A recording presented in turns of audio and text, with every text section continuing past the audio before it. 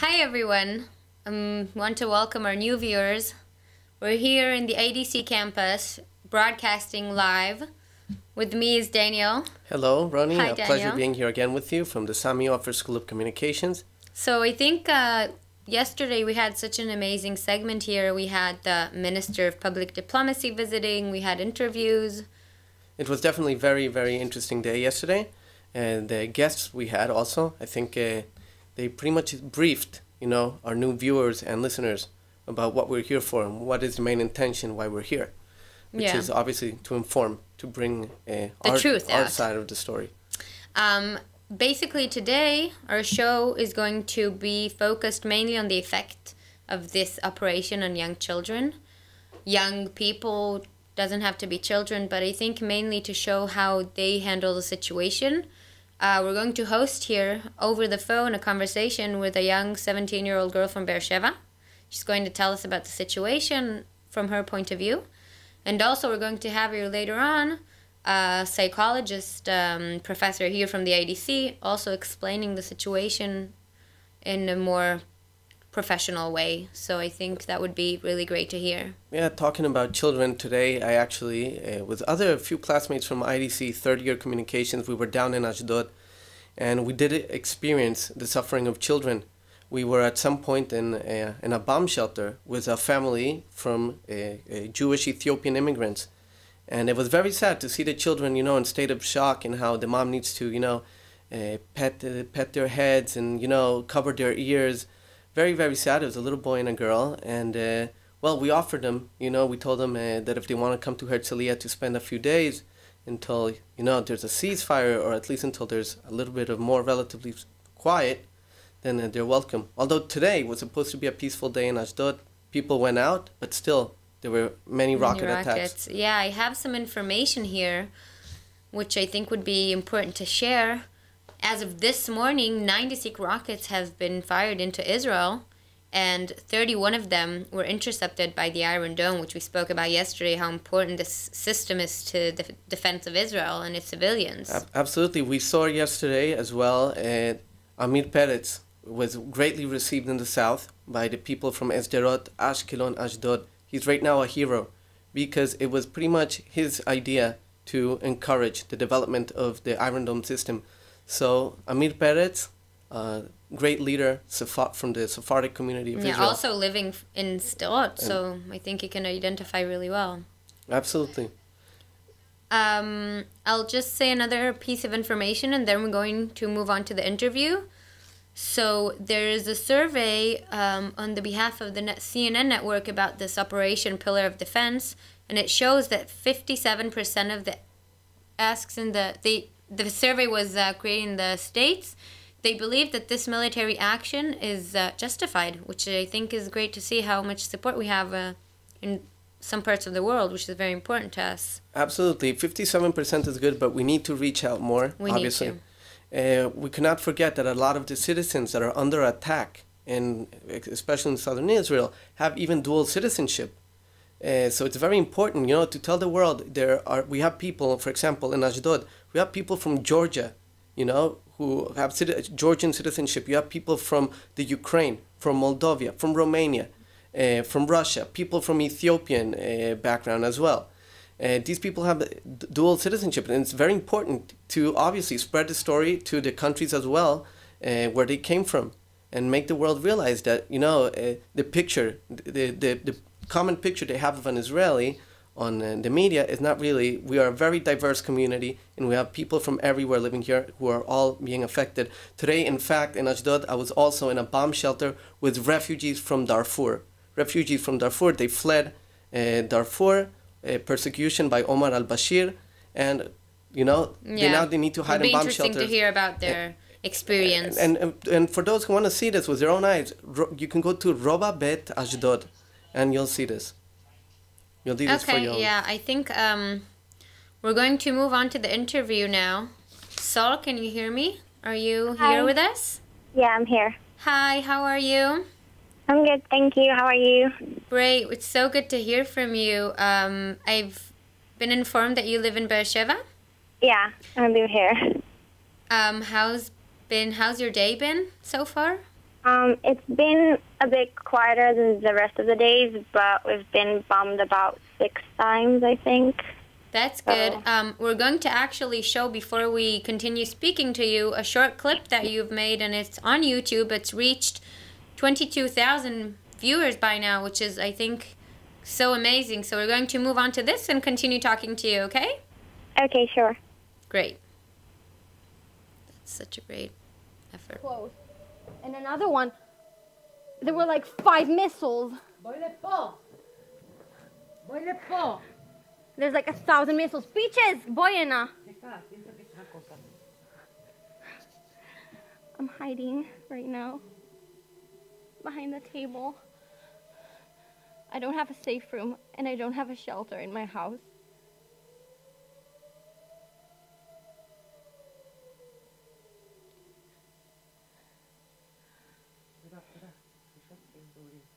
There were like about, I don't know, 7 missiles or something. You could hear it. And there were another one. They're like super close. Oh my god. It sounds like it's in my neighborhood. So, Saul? Yeah, I'm here. Hi, we're back with you. The viewers just watched your video. Unfortunately, we can see it here in the studio, but I've watched it before and it was pretty It's the shocking. power of citizen journalism, and we're living in the days of citizen journalism. And each one of us is responsible to bring new material. We need new material of what's going on. We need to show the truth. And as I said, this is a great example, so great job. Thank you. So, can you tell us just a little bit about yourself? How old are you? Yeah, sure. I'm 17 years old. It's my senior year right now, so I'm missing out on it. Okay, yeah, I think schools are closed. Also, the campus of Ben Gurion University Yeah, our as fellow well. students are not Yeah. in school at the moment. So, Saul, how long do you remember living under rocket fire? I mean, is it something that you're used to, or did it become a reality for you? Because I think that's what we're trying to maybe... Yeah. Basically, Beersheba has been like under attack for the past 4 years. Like every once in a while, my city, like we've been blessed that we're not that targeted. But yeah, it's been going on for the past 4 years. I think maybe almost 5. Saul, can you tell me something? My question is about the population of the Negev. For example, in Beersheba, I know Yeah. that the Negev has approximately around 170,000 Bedouins or Arab Israelis. Yeah, there are a lot. So have you seen them running for shelter as well? Yeah, half of them go to school with me. So like I see on Facebook and stuff how like they're scared of all of it and they don't understand why it's happening because, you know, they're supposed to be like related and stuff. It shows us that Hamas is basically targeting just civilian population without even noticing between Arabs and Israelis. It's pretty shocking to hear. I bet for them it's just...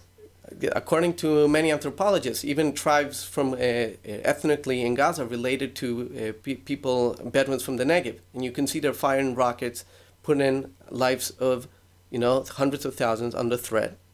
And regardless of background, you know, you even have people who are Muslims, you know, Muslim Arabs who are under threat in Yaffo, who need to run for shelters, and also in the Negev. This is very important. Also in Lod, obviously, and Ramle and other mixed cities. Have you have any friends who were trying to leave to the center? Are you and your family thinking about coming here maybe to have some more quiet? No, not really, because I think like what the Hamas are trying to get is for us to leave this place. So if we leave it, like we're gonna do exactly what they want us to do. So we're supporting our city and we're staying here. That's great to hear. I mean, we really wish for you to be safe, but I think it's such a great form of solidarity. What about the solidarity between yourselves? Do you have any, I mean, are you helping the elders run to the shelters? Are you helping women, you know, go and buy food for them and their children, for those who cannot go out or are afraid to go out? Yeah, we'll make sure like that everyone around us is okay. If we see like someone who's old, like when I go out with my dog, then I always make sure that he's close enough to like a house or something so he could go in and get to a safe place and stuff. But I personally don't go too far away from my house because I'm really scared. But yeah, we're trying to make sure like we bring dogs inside of our houses to make sure they don't go away and that they don't get hurt and stuff. So it was such a pleasure speaking to you, really. I mean, what you've been doing for the past few days with your video, it's reached, as I said, over 22,000 views. I mean, it must be very exciting for you to know that people are actually experiencing what you are experiencing, and I want to thank you for agreeing to interview with us. You have... and we wish people in Beersheba and yourself a nice night of it. A quiet night, yeah, and maybe... Thank you so much. Thank you. So Danielle, I think now we're going to move to another video which will show young children in kindergarten running into shelters. I think it's going to be pretty horrendous, but people need to see that it's happening to everyone, all ages, and absolutely. So we're going to show this to our viewers now. הנה, בבקשה, לייב. כל הילדים נכנסים למקלט. פתחנו פה. כל הילדים רצים. מה, תזמנתם את זה?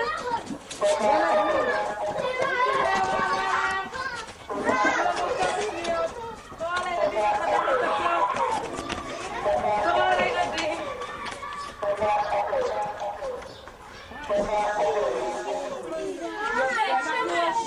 אנחנו יושבים.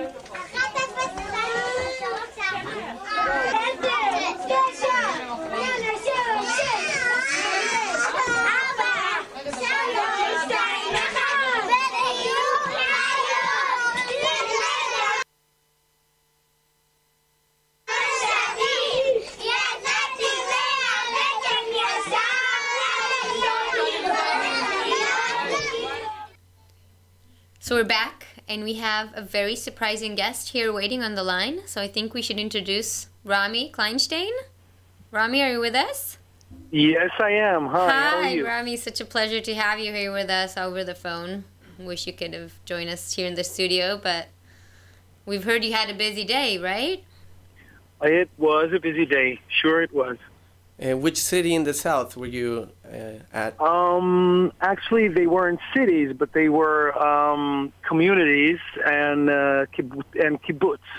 A kibbutz is, well, how would I say? I think people know what kibbutz is. It's a community. People know what a kibbutz is. Okay. I think it's famous outside. So there was one place called Netiv HaAsara, which is really borderline. It's around 4 or 5 kilometers from the border with Gaza. And 5 minutes from there, another place called Carmia, and another place called Yad Mordechai. Which have been targeted with rockets for the past. Yad Mordechai, I know, as a fact, has been affected many years now. Yeah. Rami, did you perform songs in every community, or was it mostly a visit to show support, solidarity? To be exact, we're talking about at least 12 years of being targeted by the Palestinians over the border.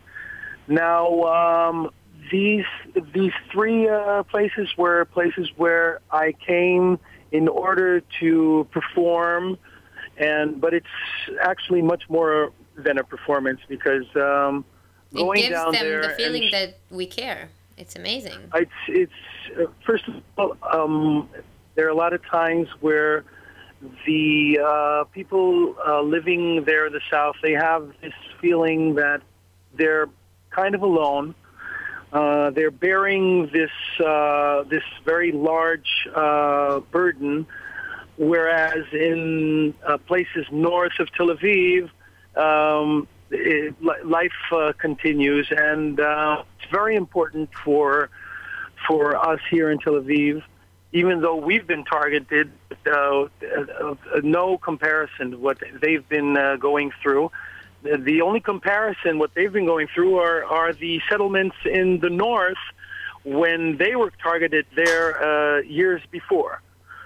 So it was to go down there, show moral support, and be close to the people intimately, and performing before them, actually in their places where they can be, where they can actually be in the same place more than like 10 or 11 people, because they really need to be. It's like you're performing and you have all these explosions in the air all the time. Wow. Rami, which are the other artists? We heard Mush Ben-Ari was another artist that went down also to show solidarity with the people from the South. Maybe, I don't, you can tell me which group of people you went down. Well, I actually went down myself with the piano, doing solo performances. Which is known to be the best, I must say. Thank you. And, independent action. It's something, you know, we should all learn from. Taking independent action. And the important thing was actually being with those people and seeing those children, and it is very, very moving. You know, I met this little guy called Roy. He's 12 years old. I asked him how he was. And he said he was okay, and I said, "Aren't you scared from all these explosions?" So his answer was, "I'm used to it." Now, you're standing amazed next to this 12-year-old boy. He's not yet bar mitzvah, and he says that he's used to it. And now, if you make the math, you can see that actually he doesn't know any other kind of life. 12 years of bombardments, that's what he's used to. He doesn't know a different life, and that is like living in a very, very crazy world. Yes, it is. This is you know, I can't think of any country who could who would allow such a life for citizens. You're right. You're basically saying what we are saying all the time, that Israel must defend itself. I really can't think of a country who would allow that kind of quality of life for children. And it's been on and off like that all the time, and completely like that these past weeks. And again, it's very important for people to understand that it was like that. And in a very major way, the bombardments, before Israel decided to go into action, and that's what people in the world don't understand. Yeah, you're right, and I think they can't understand, and they don't want to understand that that instead of filling Gaza with bombs. And think about what money could have done for the children on the other side of the border. And I'm sure, and I could say that 100%, and I could bet my life on it, that Israel would have no problem with the Hamas bringing all that money in for education, and that would be the best thing for both. Yeah, absolutely, investment and development, and not. And you're right, and weaponry. I think we want to thank you, Rami, for being with us. It's so good to emphasize how the Israeli community and the citizens are standing together in front of this threat. So thank you so much for being here, and we appreciate the time you had. Absolutely. Thank you so much. Thank you. Thank you. Danielle, we're going to move now to show a picture of the Iron Dome, so people could. It's a video of the Iron Dome in action. Okay, I saw it in action today. It's something incredible. It's like the one in Tel Aviv is next to my house. Yeah, so I mean, I don't want to say it's something beautiful, but it's a sense of relief when you see. You know, when they manage to strike the rockets coming from Gaza, it's something. It's really amazing. So let's move on and let our viewers see it as well.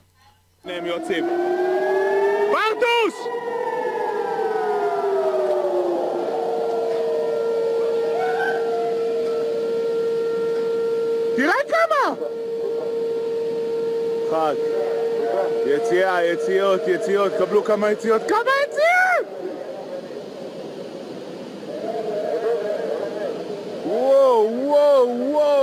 וואו, תראה מה הולך פה. ברדוס, תראה מה הולך פה, אחי! Hi. So, Daniel, I'm going Yes. to present now our next phone call. We have our viewer on the phone. Her name is Sarit. Sarit, are you with me? Yes. Hi. Sarit is a psychology professor here in IDC, right? Am I right? Yes. So, hi. Thank you for being with us. You're welcome. We're trying today on the show to focus on the effect that this operation has on young people, because I think it's very important to show what they feel and what they should... The impact, the trauma, and you know, from here, how could it impact their lives? It's very important for our listeners and our viewers. We're going to move on to show a picture now that we're going to discuss after with Sarit. It's a picture that will show a few young children hiding from the alarm. So, Sarit, you're still here, right? Can you hear us well? Yes, yes. Good.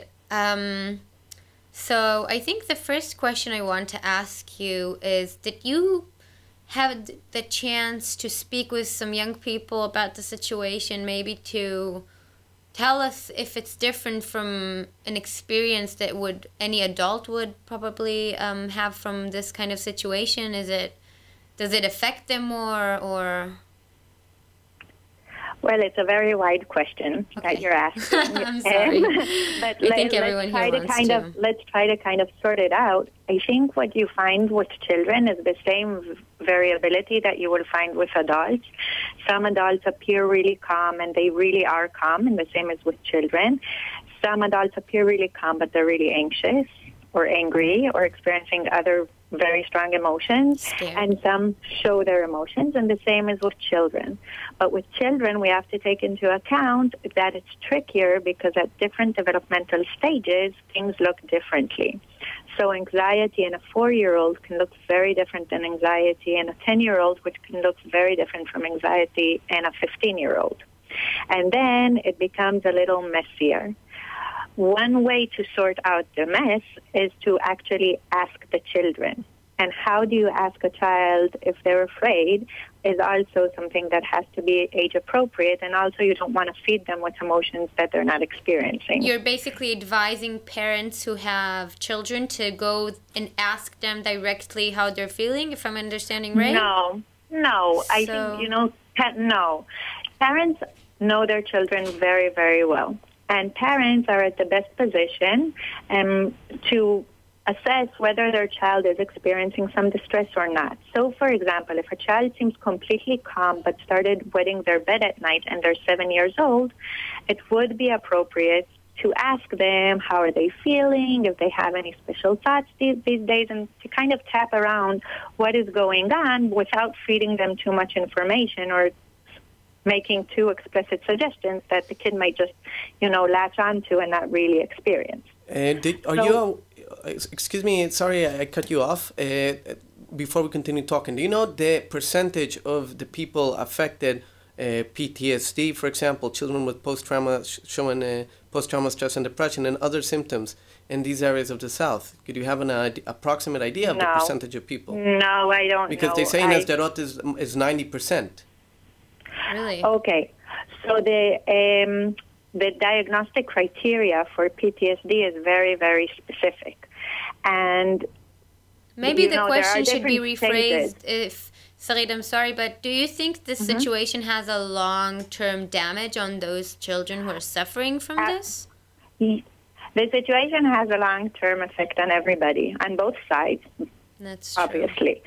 It has a grave effect because children don't grow in and of themselves. They have parents, they have schools, they have communities, and the situation has been affecting not only the child themselves, but the parents and the community and the school for so many years that obviously it has to have an effect. It affects the economy, which affects the parents' well-being and their own emotions and their own emotional availability, their ability to be there for their children.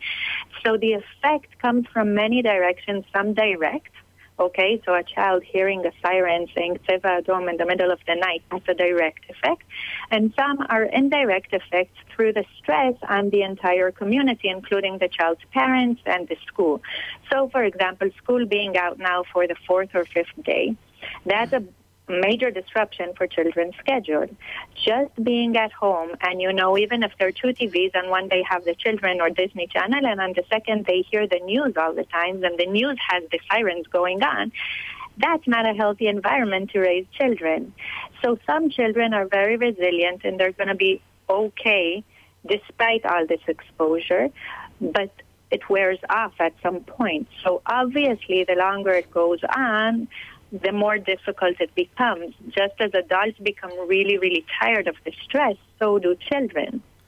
Can you just, for our last minute, can you just tell us if you have any advices for parents or for children? Just in one point, I think maybe the one you think is most important for us to show here, that if you have any maybe suggestions or advice, yeah. Well, I think parents need to remember that what children really need is the feeling of safety. Now, obviously, some of this feeling is out of our hands, but a lot of this feeling is in our hands.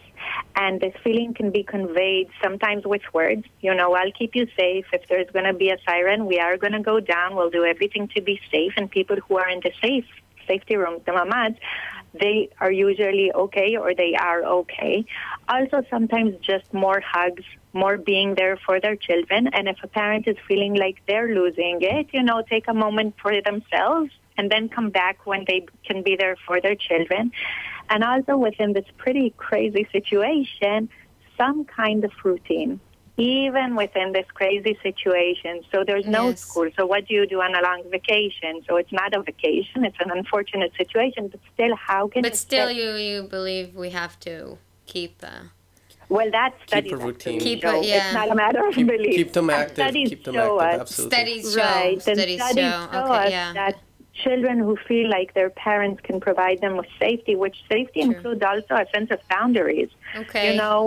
Yeah, I understand. That's a really important piece of information I think you just provided us with, and I want to really thank you, and thank you on behalf of our viewers. If someone You're very welcome. Thank you so much, Sarit. Very welcome. Bye-bye. Bye. Bye-bye. So I think we're going to move now live from the command center here in IDC, just to take a glimpse about what they're doing there. I think it's important for us to also show their side, because they're doing such a great job. We've spoken about it yesterday. A lot of hard work, very stressful work. A lot of hard work, a lot of time. Long hours. Being invested there, yeah. And all with the heart, And our students, so we need to give them a bit of Hi guys, thank you, Roni and Daniel. I'm coming to you now from the Hamal, or the war room, whichever you prefer to call it. And basically, I'm just going to break down what we have going on here.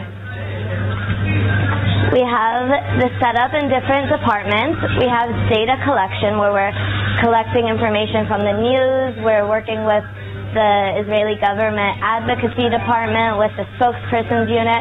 We're collecting a lot of information. And then we have the translation department, where we have students, a lot of students from the international school have volunteered, and it's really helping spread our messages all over the world.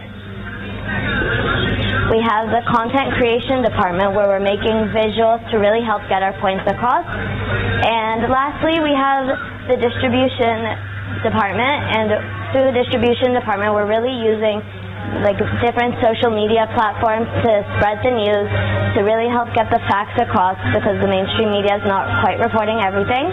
And we have people going to their home communities, their friends, their families, everyone, people they know, really to help spread the truth. And that's pretty much what we're doing here. Thank you. Back to you guys. Goodbye. Wait, she wants to see everything. Show them. Little glimpse about what's going on in the command center. Again, I want to say how blessed this think that's going on there, because students have put so many effort into really showing out the truth about. I mean, at least what I've seen is, well, we're all pretty much connected online to Facebook. All the time sharing information. With friends, it's a daily basis, 24/7 routine that we have now to show everything. So Twitter as well. It was very important, to tutor people on how to use Twitter. A lot of people don't know the importance it had and how far it can reach. Speaking about Facebook, I received here a few quotes from people who posted on the Israelunderfire website, which I remind our viewers that if you want to post your thoughts or anything, stories basically, you can post it and we'll comment, and maybe tomorrow we can show it on the air. So I want to read you here.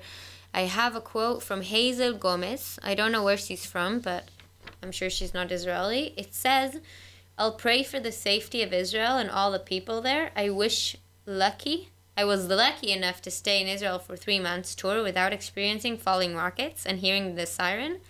I hope it'll be over soon. I support you." So that's really great to see how people support Israel. Message of hope here. Yeah, I have another one from Roni Shapira. She's saying it's heartbreaking that children have to grow up with questions like this on their mind. I don't know what question she's referring here, but I think she's probably referring to the routine that they have with the rockets, which is really heartbreaking. So, again, I remind you, Daniel, that we can also post and comment on the Facebook page. People can share with us. I think it would be so great and such a contribute to our discussion if people can share with us what they think. Very important. Also, inform yourself. And you could always find very interesting information by doing research. I just, for example, today I did research on, part of pro-Hamas propaganda or pro-radical Palestinian propaganda is posting comics by Carlos Latuf. I did research. Below every cartoon you can see his name says Latuf, and you have people who are very aware about the conflict who are posting these cartoons because they think they explain them all. This cyber is really growing, this area. I think it's so important to... Latuf participated in a Holocaust denial cartoon competition in Iran and won $4,000. Just for you to see, should we trust the objectivity of an individual who went to Iran to participate in a contest that makes fun of the Holocaust? This is Latuf. Look up his cartoons. If you know anyone who's not very well read on the situation, and you see his cartoons, I think it's important to emphasize the importance of the work we can do on the social networks and online and on the internet. And I want to wrap up this segment for today, which I hope our viewers will come back tomorrow to hear some more interviews, more important information, because it's very important to let the truth out, as we've been saying all the time. And I want to thank you for being here with me, because it was so fun, just like yesterday. And it was really informative and really great. And I want to share with our viewers another clip on YouTube. Children of Sderot just want a little peace. So that's a great way to, I think, to wrap up this segment here today. We all want peace. And good night, and see you tomorrow, hopefully. Bye.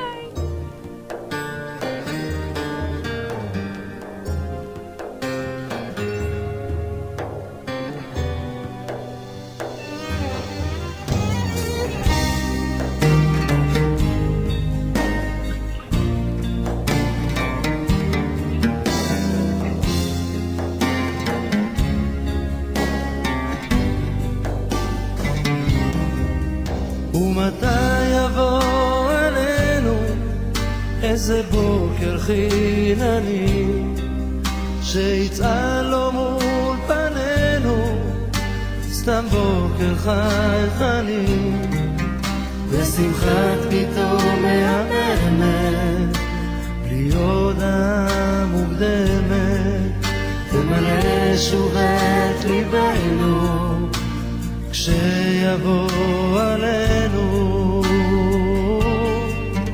עד מתי הרוח תסיע עננים ודאגות ומתי ישוב להפציע סתם יום תענוגות יום בלי עצב יום בלי פחד כל הארץ מתייפחת כמו ילדה קטנה זועקת תנו לחיות בשקט היא זועקת אהבוני מלחמה תלמדוני את אהבתכם ארוני תנו לגדול בשקט היא זועקת אהבוני מלחמה תלמדוני את אהבתכם ארוני תנו לגדול בשקט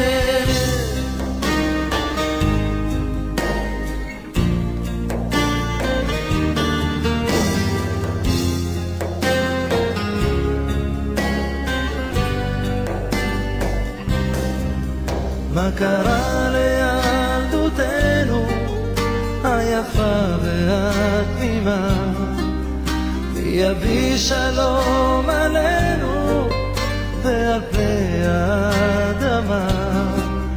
הפרחים ישובו לפרוח ונשוב לצהול ולשמוח, עם האור ועם התכלת תנו לחיות כמו ילד.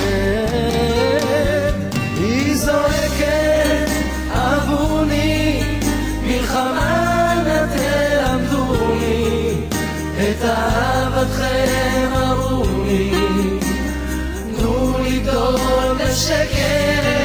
היא זועקת אבוני מלחמה נא תלמדוני, את אהבתכם הרוני, תנו לגדול בשקט.